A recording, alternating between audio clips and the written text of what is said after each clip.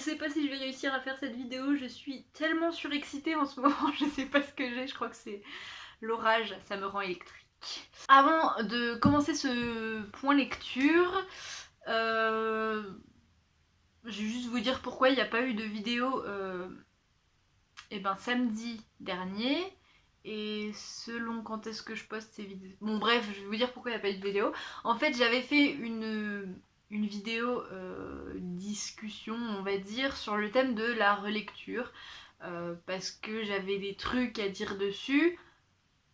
Et elle n'était pas si mal cette vidéo, je l'ai montée et tout était prêt à être posté. Et au final, je sais pas, j'ai changé d'avis, j'ai pas eu envie de la poster parce que bah je sais pas, ça, il y avait quelque chose qui n'allait pas. Je crois que ce genre de vidéo ça me correspond pas de ouf. Du coup j'ai abandonné l'idée. Donc voilà, c'était la petite explication tout à fait inutile. Donc point lecture du mois de juillet. Et oui, on est déjà fin juillet, que le temps passe vite. Il n'y a pas énormément de trucs parce que en fait il y a un des livres, j'ai mis 100 ans à le lire parce que je trouvais pas vraiment le temps. Enfin, je vous le dis. Voilà, je parle pour ne rien dire, on n'avance pas là, ça ne sert à rien. Donc, j'ai commencé ce mois de juillet en lisant Je te plumerai la tête, qui est un roman jeunesse, je pense. Oui, clairement oui. Donc Je te plumerai la tête, c'est l'histoire d'une jeune fille de 16 ans. Oui, elle est en première, donc j'imagine qu'elle a 16 ans au début. Qui vit avec son père qu'elle adore depuis toute petite. Elle le respecte de ouf, elle l'admire vraiment énormément. Et voilà, donc voilà. Et sa mère en fait est à l'hôpital parce que elle a un cancer et elle est obligée de rester à l'hôpital. Et cette jeune fille, elle a jamais été très en phase avec sa mère de toute façon. Elle-même, elle sait pas trop pourquoi, mais elle est pas très proche de sa mère. Bref, voilà. Et en fait, au fur et à mesure de l'histoire, on va comprendre que son père n'est pas si génial que ça, et même pas du tout, parce que c'est un pervers narcissique, clairement. Il est ultra possessif et il manipule complètement sa fille, Lilou. Voilà, j'ai retrouvé son nom. D'ailleurs, ça m'a un peu perturbée parce que c'est vraiment genre un surnom que ma famille utilise pour moi, Lilou, donc c'était un peu perturbant. Mais bref, tout ça pour dire que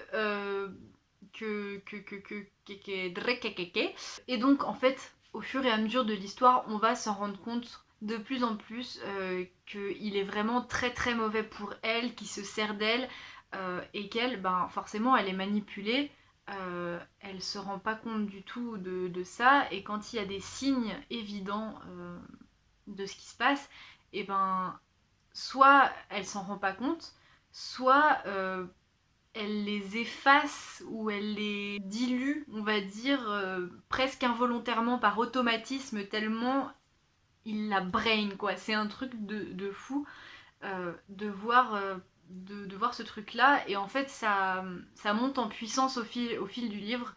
Et donc, il va y avoir pas mal de choses qui vont se passer, mais je vais pas tout vous raconter, quoi. Mais en gros, c'est ça. Et j'ai trouvé que c'était très très bien fait. Parce qu'au début, on s'en rend pas compte tout de suite. On le sait parce que c'est quand même écrit dans le résumé, quoi. Mais au début, on est là, oui, bon, bah en fait, ça va, c'est pas si pire. Et en fait, ça monte, et t'es là, mais il est horrible ce mec. J'étais énervée, mais tellement contre lui, c'était horrible. Et puis, j'étais. Oh, bref, voilà. Mais je pense que bon, c'est peut-être pas non plus le livre du siècle, hein. C'est assez simple, on va dire, que ce soit dans l'écriture ou dans... Voilà. Mais par contre, je pense que c'est le genre de livre qu'il faut lire parce que c'est un sujet vraiment important. La manipulation, les pervers narcissiques. Je pense que c'est important de connaître ça et de connaître le profil de ce genre de personnes pour pouvoir peut-être les reconnaître. Et en même temps, quand on est soi-même manipulé, c'est quasiment impossible de s'en rendre compte de toute façon. Ce que je veux dire, c'est que c'est important, voilà, de lire ça, de comprendre comment ça marche, parce que c'est très bien expliqué. Et c'est... voilà, je trouve que c'est un sujet important, que c'est le genre de livre qu'il faut lire. C'est une histoire qui va parler, je pense, à tout le monde. Et je le recommande parce que c'était vraiment très bien. J'avais du mal à le lâcher ce livre, j'ai vraiment beaucoup aimé ma lecture. Bref, ça fait 7 minutes que je parle, il faut que j'arrête. Ensuite, j'ai lu les tomes 6 et 7 de Lou. C'était assez particulier et franchement je suis trop contente d'avoir acheté les deux tomes en même temps parce que si j'avais acheté que le tome 6, j'aurais été complètement paumée. En gros, quand j'ai lu le tome 6, je n'ai rien compris. Je n'ai rien compris, j'étais complètement perdue parce que le tome 6 déjà ne se passe pas en fait, le tome 5 se passe pendant un hiver, et si on suit normalement le déroulement de cette BD, le tome 6 devrait se passer pendant l'été, juste après cet hiver-là. Et là, non. Genre, on est plusieurs années plus tard, et les choses ont complètement changé. Je veux pas en dire trop, hein, si jamais vous les avez pas lus, mais c'est j'ai rien compris, j'étais là, mais qu'est-ce qui se passe? J'étais limite déçue parce que du coup ça me sortait totalement de ce que c'est Lou pour moi. C'est-à-dire une jeune fille, une adolescente qui grandit quoi, qui vit sa vie d'adolescente. Et c'est tout, enfin c'est tout. Il lui arrive des trucs, mais voilà, pour moi c'était ça. Et là on part dans un délire complètement différent et j'ai rien compris, j'étais là, mais qu'est-ce qui se passe et tout ça? Et je m'en remettais pas, et du coup heureusement j'ai pu lire le 7 juste après, qui en fait le 7 du coup se déroule juste après le 5, donc on revient en arrière, et qui est un tome classique en fait, comme les autres le sont, et qui se passe pendant cet été là, qui se passe après le 5. Je sais pas si c'est très clair ce que je raconte. Et j'ai adoré. Je pense que c'est un de mes tomes préférés. C'était merveilleux, j'ai retrouvé tout ce que j'aimais dans cette BD. J'ai retrouvé mes personnages, c'était trop bien, ça m'a fait rêver, c'était trop cool. Et à la fin, on a les explications du pourquoi du comment de ce qui se passe dans le 6. Et ça a fait du bien. Et du coup, maintenant, je comprends et je n'ai absolument aucun problème. Enfin, je comprends. On comprend pas tout, hein, mais on sait en gros ce qui s'est... Enfin, on sait pas ce qui s'est passé, mais on sait ce qui est arrivé. Je sais pas comment expliquer ça mieux. Mais voilà, du coup, je pardonne le tome 6, ça me va très bien. Maintenant, j'ai plus qu'une envie, c'est d'acheter le dernier tome pour savoir comment tout ça se termine et pour savoir un petit peu le fin mot de toute cette histoire et qu'est-ce qui va advenir, quoi. J'ai très hâte de lire le tome 8. Il faut absolument que je l'achète là. Et je pense que en fait quand je l'aurai reçu, je vais me les refaire tous du premier au dernier parce que ma vie, Lou, enfin ça fait tellement longtemps que je lis cette série, je suis hyper excitée d'arriver à la fin et en même temps je me dis ouais je saurais tout, j'aurais plus rien à découvrir après, mais bon, c'est pas grave. J'ai trop hâte de lire le tome 8.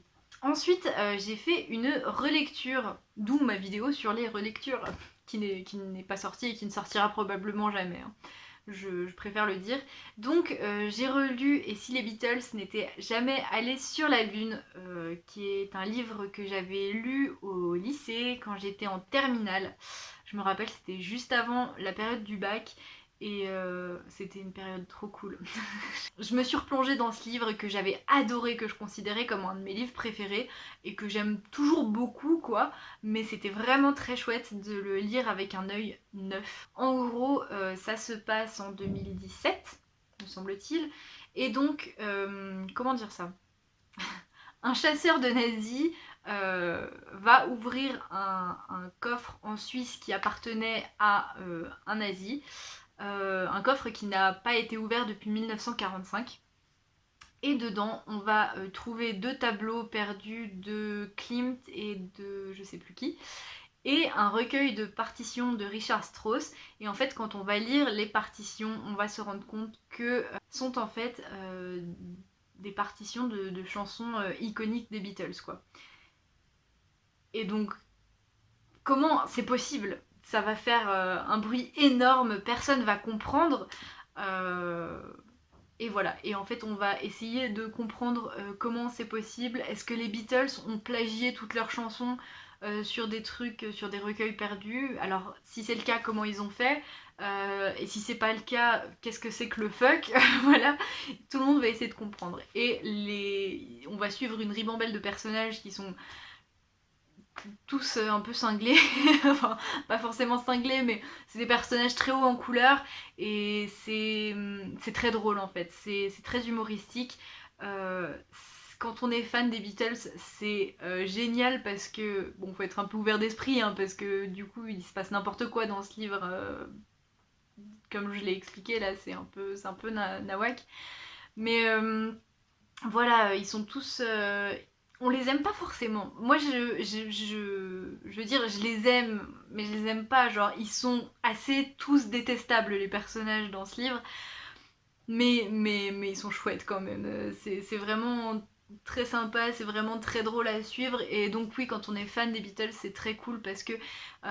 Il y a plein de références à des titres de chansons ou même juste à des phrases qui sont dans des chansons. Et même les noms des personnages, genre il y a vraiment beaucoup de personnages qui portent des noms de chansons et genre personne fait le rapprochement alors que tout le monde parle des Beatles, c'est trop drôle. Par exemple les avocats de Paul McCartney, il y en a un qui s'appelle Dick Pony, il y en a un autre qui s'appelle Martin My Dear. Euh, Attends, il y a quoi d'autre? Il y en a plein, mais c'est ridicule. Et c'est très très cool. Et si on connaît un peu les chansons des Beatles, à partir de l'arrivée d'un certain personnage, je pense qu'on peut comprendre, on peut trouver qui est le responsable de tout ça euh, à partir du moment où ce personnage arrive, parce que clairement c'est un peu dans son nom. C'est très très drôle, c'est vraiment très cool, c'est bien fait, c'est pas une lecture prise de tête quoi, c'est vraiment voilà, c'est très sympa. Par contre, il y a un problème que j'ai quand même relevé. Dans les personnages importants, il y en a 3 qui sont des femmes. Et elles sont toutes rattachées au sexe de manière très significative. Ce qui m'a posé quand même problème parce que c'est pas le cas de tous les personnages masculins. Et bah voilà, pourquoi sexualiser toutes les femmes dans le livre, je ne sais pas. Après, ce n'est pas non plus que ça. Les personnages sont quand même bien construits. Et voilà, et c'est n'importe quoi, mais c'est du bon n'importe quoi. Et enfin, j'ai lu un livre, oui, j'ai lu un livre, hein, parce que je vais pas lire un gâteau, hein, voilà, soyons clairs. Donc j'ai lu Le voyage de nos vies,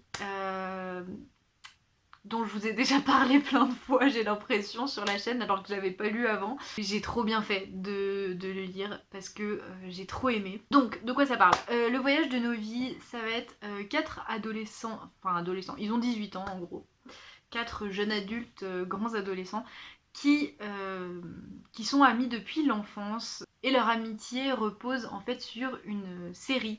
Sur une série de télé qu'ils suivent assidûment toutes les semaines et ils parlent quasiment que de ça et voilà, ils sont très soudés par rapport à ça et c'est vraiment la base de leur amitié on va dire.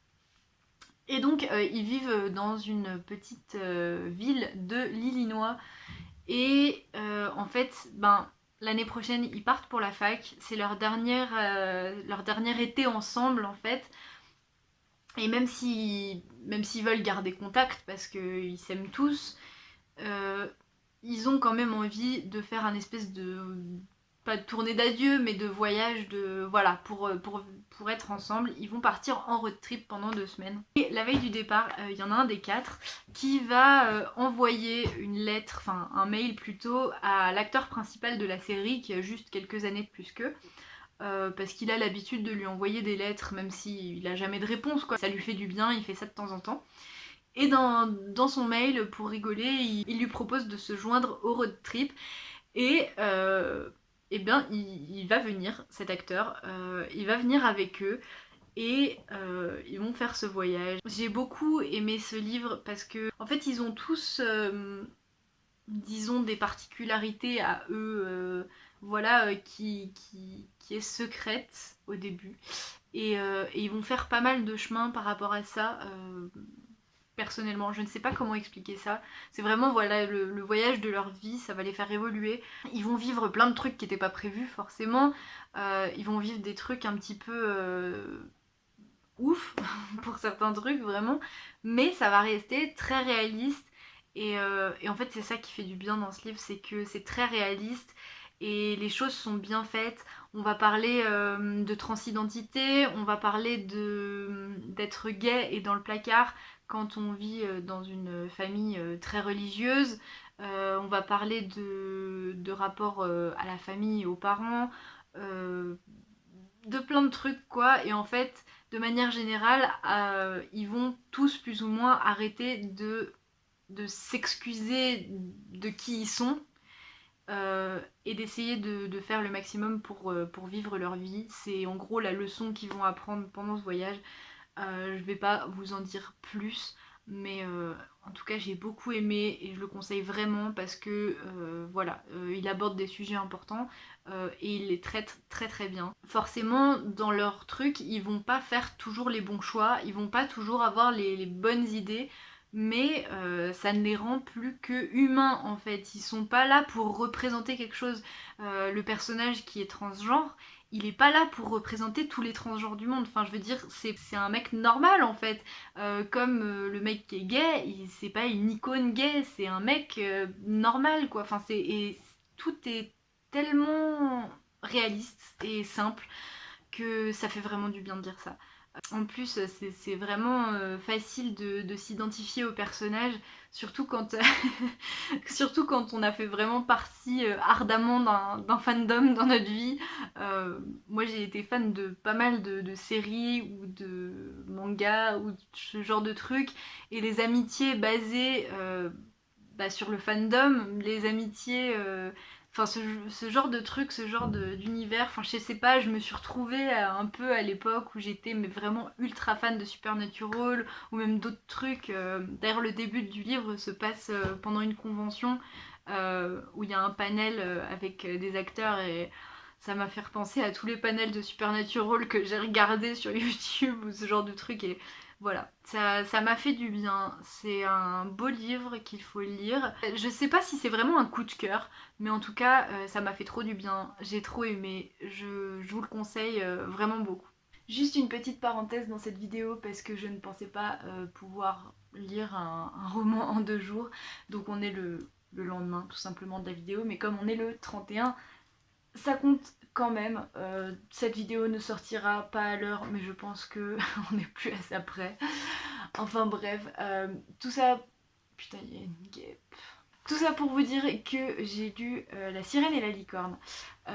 C'était tout chou, tout cute, ça m'a fait grave du bien encore une fois. J'ai l'impression que je vous présente que des livres qui m'ont fait du bien et en même temps bah, c'est plutôt une bonne chose.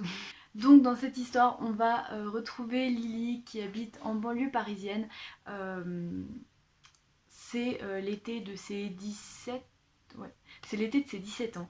Et donc on ne sait pas exactement ce qui s'est passé, mais en gros elle est harcelée et dans son quartier c'est plus possible.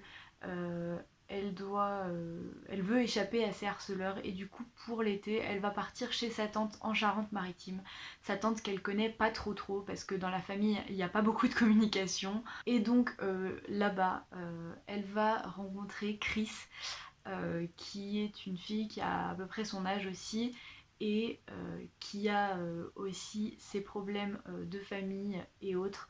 Et toutes les deux, elles vont se lier, elles vont tomber amoureuses et il va naître une romance toute mignonne. C'est très très chou, c'est très très simple. J'ai trouvé ça vraiment cute. L'histoire avec la tante, les secrets et tout, c'était pas forcément nécessaire, mais bon, ça apporte quelque chose en plus. Je trouve que c'est assez facile de s'identifier au personnage. Moi, en tout cas, j'ai réussi à me retrouver autant dans Lily que dans Chris, et j'ai trouvé ça super cool. C'était trop chou et ça m'a donné envie de tomber amoureuse. Et voilà, je pense que c'est le genre de livre que j'aurais vraiment trop aimé lire quand j'étais au collège ou au lycée quoi. Mais bon bah il est sorti en 2018, donc c'est-à-dire un an après mon bac, donc c'est pas possible. Mais voilà, je suis contente de l'avoir lu. J'avais peur que ce soit enfin comme c'était vraiment de la jeunesse et que j'ai pas trop l'habitude de lire ce genre de trucs, j'avais peur de m'ennuyer ou de pas trop aimer, et en fait c'était tout mignon, et franchement je vous le conseille de ouf parce que ça fait du bien de lire un petit livre comme ça. J'ai envie de lire d'autres trucs comme ça parce que bah ouais, des romans comme ça, de romance lesbienne, ben j'ai l'impression qu'il y en a vraiment pas beaucoup, et surtout des trucs assez bah ouais, des histoires de lycéens comme ça, des je sais pas comment vous dire ça, mais quand on est gay, ça fait du bien d'avoir de la représentation un peu, de pouvoir s'identifier à des trucs, de pouvoir se dire que bah oula, j'avais pas prévu de pleurer aujourd'hui, mais comment dire, ça fait du bien, voilà. Et ça m'a manqué quand j'étais au collège et au lycée, de pouvoir lire des trucs comme ça m'a vraiment manqué. Donc voilà, je vais m'arrêter là parce que sinon je vais vraiment pleurer. Mais bon, voilà, si vous avez d'autres trucs comme ça à me conseiller, juste des petites parenthèses de bonheur comme ça, c'est... Voilà, j'arrive plus à parler, je vais vous laisser.